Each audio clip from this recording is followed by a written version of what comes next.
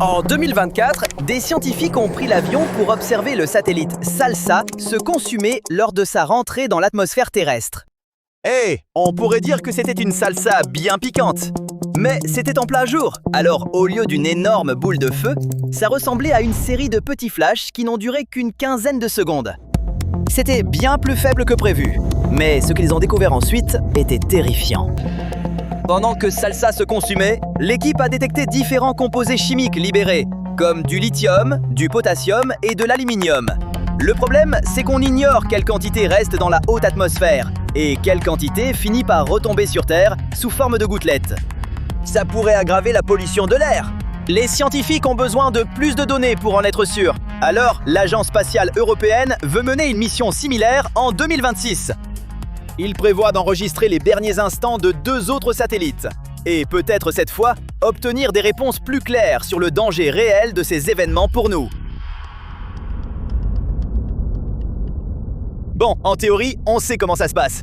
Ils percutent l'atmosphère terrestre à des vitesses extrêmes. La friction et la pression s'intensifient et ils se transforment en boules de feu incandescentes. Ensuite, la majeure partie se consume ou se désintègre avant même d'atteindre le sol.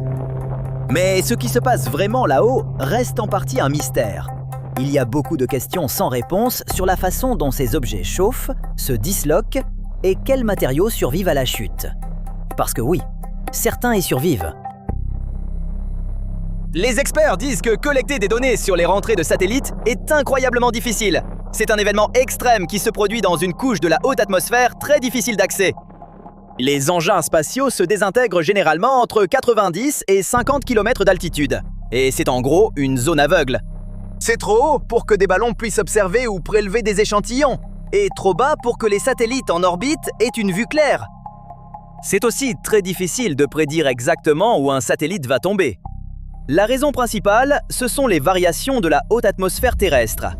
Là-haut, l'air devient plus dense ou plus fin en permanence. Ça change à quel point le satellite est freiné par la résistance de l'air. Et nos modèles ne sont pas parfaits. Donc même une petite erreur peut faire rentrer le satellite plus tôt ou plus tard que prévu. En plus de ça, le satellite peut tourner sur lui-même en tombant. Ça change la surface d'air qu'il rencontre, ce qui affecte sa vitesse. Par exemple, s'il se met de travers, il rencontre plus d'air et ralentit davantage. S'il pointe le nez en avant, il fend l'air et va plus vite. Et comme il se déplace à une vitesse folle, il peut faire plusieurs fois le tour de la Terre quelques heures seulement avant de se consumer.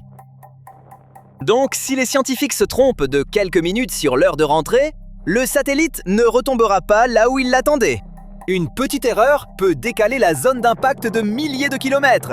Et c'est pour ça que les experts ne savent souvent pas où il va tomber jusqu'aux dernières minutes. Alors, comment éviter tout ça et vraiment observer un satellite se consumer? Eh bien, on planifie des années à l'avance, puis on pousse le satellite dans l'atmosphère volontairement. Pour cette mission de l'Agence spatiale européenne, ils ont choisi 3 cobayes: Salsa, Samba et Tango. Et non, pas les danses latines. Ce sont les noms de 3 des 4 satellites cluster. Ils ont été lancés en 2000 pour étudier la magnétosphère terrestre, ce bouclier magnétique invisible qui protège la Terre des radiations solaires. Ces satellites devaient rester là-haut seulement 2 ans, mais cette échéance a été repoussée plusieurs fois. Puis en 2024, l'Agence spatiale européenne a décidé qu'il était enfin temps pour SALSA de dire au revoir, ou dans ce cas, adios. Ils ont donc planifié une mission pour observer sa plongée finale et collecter des données. Pour faire une rentrée ciblée, comme disent les scientifiques, on ne pilote pas le satellite pendant sa chute dans l'atmosphère. Les ingénieurs doivent ajuster son orbite des mois, parfois même 1 an à l'avance. De cette façon, il retombe sur une zone précise du globe à un moment prévu. La rentrée de SALSA était la première fois qu'on guidait soigneusement un satellite pour qu'il retombe exactement comme prévu.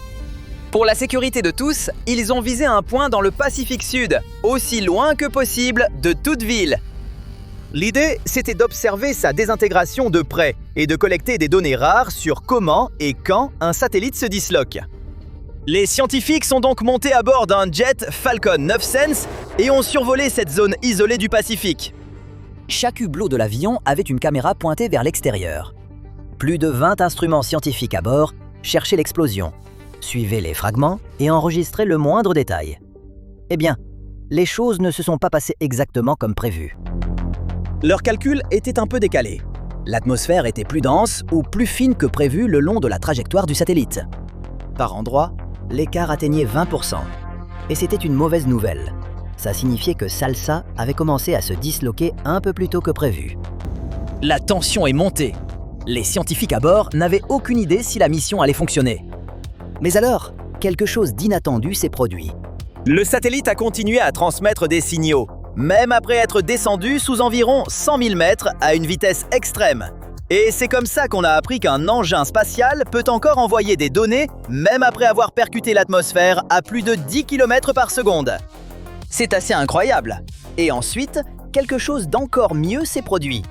Les caméras infrarouges ont repéré Salsa en train de tomber, et elles ont réussi à l'enregistrer pendant environ 15 secondes. C'était une réussite énorme, mais ça n'a pas répondu à toutes les questions sur la chute et la dislocation des satellites. Alors, ils vont recommencer. Ils prévoient d'enregistrer les derniers instants de Samba et Tango en août et septembre 2026. Ces satellites sont en gros les jumeaux de Salsa. Même taille, même poids, même conception. Les scientifiques seront de nouveau à bord d'un avion, à observer au plus près. Déplacer 2 satellites pour les aligner avec un avion, ça peut sembler extrême. Mais les experts disent que ça en vaut la peine. Comprendre cet événement aide les ingénieurs à construire des engins spatiaux plus sûrs et plus durables. Et c'est important, parce que ces cas ne sont pas rares du tout. C'est même tout le contraire. Environ 3 satellites retombent sur Terre chaque jour, et la plupart viennent du réseau Starlink de SpaceX. La quantité d'objets en orbite autour de la Terre, comme les satellites, les vieux étages de fusées et les débris, ne cesse d'augmenter chaque année. Et ça veut dire que le risque qu'un objet nous tombe dessus augmente aussi. Actuellement, il y a près de 17 000 satellites dans l'espace, si on compte ceux qui ne fonctionnent plus. Et on estime que plus de 140 millions de petits débris sont en orbite autour de la Terre. Des fragments d'anciens engins spatiaux, des éclats de peinture et des restes de fusées. La plupart du temps, quand quelque chose tombe vers la Terre, notre atmosphère le consume. Mais si ce n'est pas le cas, les experts disent que leur première préoccupation, c'est de s'assurer que rien ne tombe sur la tête des gens, ou ne percute un avion par exemple. Et le seul moyen d'en être sûr, c'est de comprendre parfaitement comment un satellite se disloque lors de sa rentrée. Il y a aussi une autre inquiétude. Les satellites sont principalement en aluminium, donc plus il y a de rentrées, plus il y a d'aluminium dans l'atmosphère. Et on ne sait toujours pas ce que cette accumulation pourrait signifier pour la planète. C'est pour ça qu'observer ces satellites et collecter des données sur leurs derniers instants pourrait tout changer. Comprendre comment les différents matériaux se comportent en se consumant pourrait aider les ingénieurs à concevoir des engins qui se désintègrent totalement, sans rien laisser en orbite ni dans l'atmosphère. Donc, Samba et Tango feront leur plongée finale pour une bonne raison. Puis en 2027, l'ESA veut aller encore plus loin avec une mission appelée Draco. Non, ce n'est pas un Malfoy qui part dans l'espace. C'est un petit satellite, à peu près de la taille d'un lave-linge, équipé d'environ 200 capteurs et 4 caméras. Il sera conçu pour plonger dans l'atmosphère volontairement, quelques heures seulement après son lancement. L'objectif est le même, comprendre comment les matériaux des engins spatiaux chauffent réellement, se désintègrent et ce qu'ils libèrent dans la haute atmosphère. À terme, tous ces essais ont une vraie importance. Il pourrait aider les ingénieurs à concevoir des satellites zéro débris et nous protéger bien mieux ici-bas.